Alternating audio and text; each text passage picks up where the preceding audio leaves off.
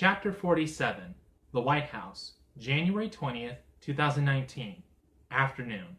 The third year of the Trump presidency begins with day 30 of the partial government shutdown. 5 days from now, on Friday, the shutdown will end when President Trump okays a deal that will fund the government for 3 weeks, so a compromise can be sought over federal funding for a part of Mr. Trump's proposed wall on the southern border. Predictably, no compromise will be reached as congressional Democrats remain steadfast against a new barrier. President Trump will then declare a national emergency on the border and seek money for the wall elsewhere in the federal budget. The border controversy and shutdown illustrate perfectly the deep divide between Donald Trump and his opposition, including the national media. In ordinary times, Congress would likely have been able to forge a compromise on the illegal immigration issue. But of course, these are not ordinary times. Policy has become personal. Disagreement has turned into hatred. A vivid example of this will occur 12 days from now, when the publisher of the New York Times, A.G. Sulzberger, and 2 of his White House reporters meet with President Trump in the Oval Office. The Times opinion pages have brutalized Donald Trump from the beginning of his political adventure, and its hard news operation often uses anonymous sources to put the president in a negative place. Very few positive Trump stories appear in the New York Times. In response, the president has labeled the Times fake news and has harshly criticized the newspaper.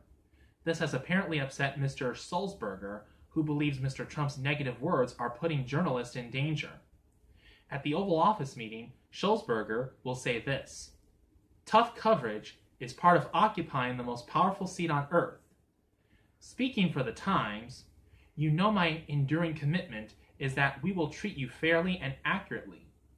I have great respect for the press, but when I won the election, and I know, and I'm not going to say that you apologized to your readers, but they did a whole big thing. And there were those who say that it was an apology. I was treated really badly during the election. That's the good news.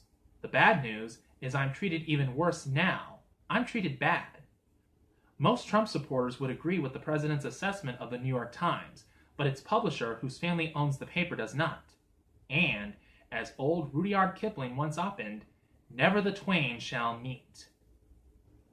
On April 18, 2019, the Mueller report on the investigation into the Trump organization's allegedly working with Russia to undermine Hillary Clinton during the 2016 election campaign was released. After almost 2 years and $30 million spent, the investigation concluded that there was no collusion between the Trump campaign and Russia. In addition, allegations of obstruction of justice remain dubious. After reading Mueller's report, Attorney General William Barr declared in a letter to Congress that, to obtain an obstruction conviction, the government would need to prove beyond a reasonable doubt that a person acting with corrupt intent engaged in obstructive conduct with, in cataloging the president's actions, many of which took place in public view, the report identifies no actions that, in our judgment, constitute obstructive conduct. The day after the Mueller report was released, the New York Times issued a scathing editorial against President Trump.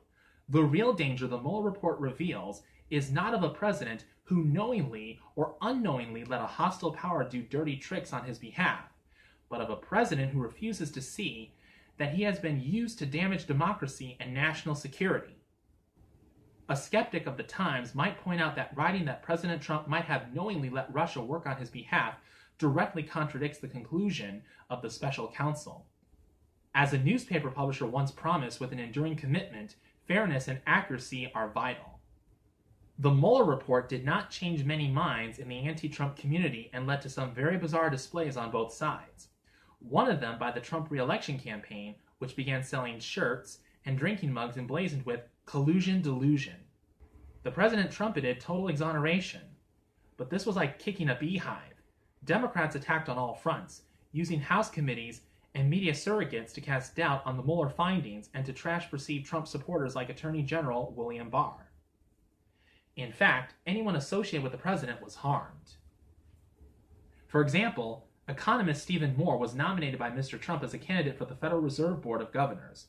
Usually that's a fairly easy appointment. Not this time. Mr. Moore was viciously attacked in personal ways, and finally withdrew his name. The Wall Street Journal editorialized this way: Mr. Moore's real sin was helping to fashion the tax reform that Mr. Trump adopted as a candidate and that passed in modified form in 2017. the economic left might forgive Mr. Moore for being wrong. But it will never forgive him for being right that deregulation and lower rates would help the economy rise above the Obama years of malaise to a higher plane of 3% growth and the best market for workers in 20 years. Mr. Moore's critics at the New York Times and the Washington Post predicted a stock market crash and recession if Mr. Trump was elected and his plan implemented. Mr. Moore made the mistake of making them look bad. And so it is that the political and social civil war in America rages on, with one Donald J. Trump right in the middle of nearly every battle. Various House committees controlled by Democrats attempt to deprecate the Mueller report and cast the investigation as condemnation of President Trump. Yogi Berra was wrong when he said, "It ain't over till it's over." This one will never be over. Still, the president seems to sometimes relish the fight that will only end when he leaves office. And even after that, the Trump legacy will resound throughout the United States of America. We will never see the likes of him again. And that will greatly please those Americans who believe Donald Trump has harmed the nation. But most of all, Trump's departure will be greeted with rapture by his media opponents, who are doing everything possible to see that he loses in 2020. On April 26, 2019, the Los Angeles Times said this: "There can be no doubt that 4 more years of a Trump presidency would be a disaster for the country. He has proved himself an incompetent and ignorant chief executive. Rather than appeal to what Abraham Lincoln called the better angels of our nature, Trump has savaged the press and his political opponents, demonized immigrants, and provided rhetorical aid and comfort to brutal police officers and white nationalists. So yes, an important question for voters in next year's Democratic primaries must be, can this candidate defeat Trump?" A few days later, while the better angels were contemplating that assessment of the president, the U.S. government announced the lowest unemployment rate in 50 years. The celebration was not universal.